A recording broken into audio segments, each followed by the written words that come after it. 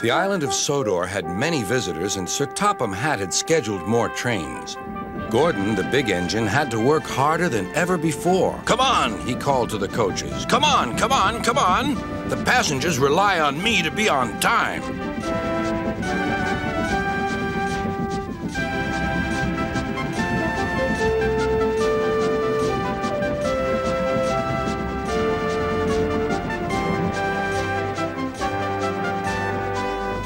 Whenever Gordon finished one journey, it was time for another to begin.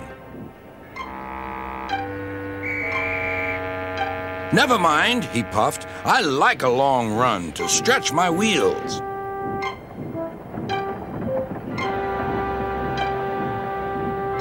Even so, Sir Topham Hatt decided that Gordon needed a rest.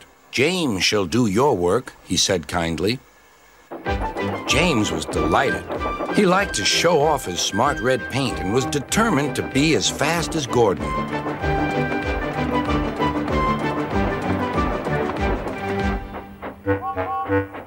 "You know, little Toby," he boasted, "I'm an important engine. Everyone knows it.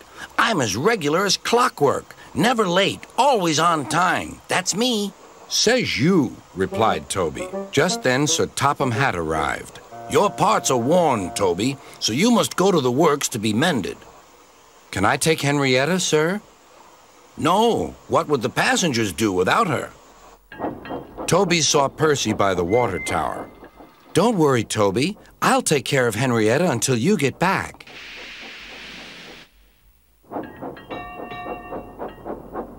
Soon Toby was out on the main line. He clanked as he trundled along. He's a little engine with small wheels. His tanks don't hold much water. He had come a long way and began to feel thirsty. In the distance was a signal. "Good," he thought. "There's a station ahead. I can have a nice drink and a rest until James has passed." Toby was enjoying his drink when the signalman came up. He had never seen Toby before. Toby's driver tried to explain, but the new signalman wouldn't listen. "We must clear the line for James with the express. You'll have to get more water at the next station."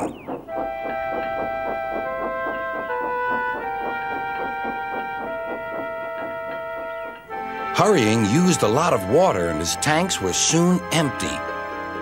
Poor Toby was out of steam and stranded on the main line. "We must warn James," said the fireman. Then he saw Percy and Henrietta. "Please, take me back to the station. It's an emergency." Henrietta hated leaving Toby.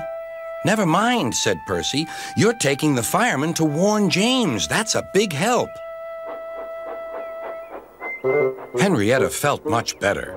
James was fuming when he heard the news. "I'm going to be late." "My fault," said the signalman. "I didn't understand about Toby." "Now, James," said his driver, "you'll have to push Toby." "What, me?" snorted James. "Me? Push Toby and pull my train too?" Grumbling dreadfully, James set off to find Toby.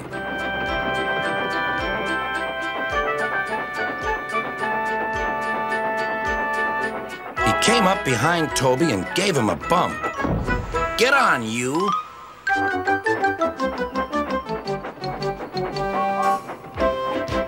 James had to work very hard.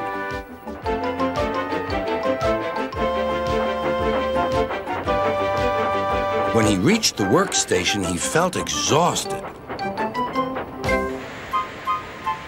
Some children were on the platform. "Coo! The express is late, and it's got 2 engines. I think James couldn't pull it on his own, so Toby had to help him." "Never mind, James," whispered Toby. "They're only joking." "Huh," said James. Toby just smiled.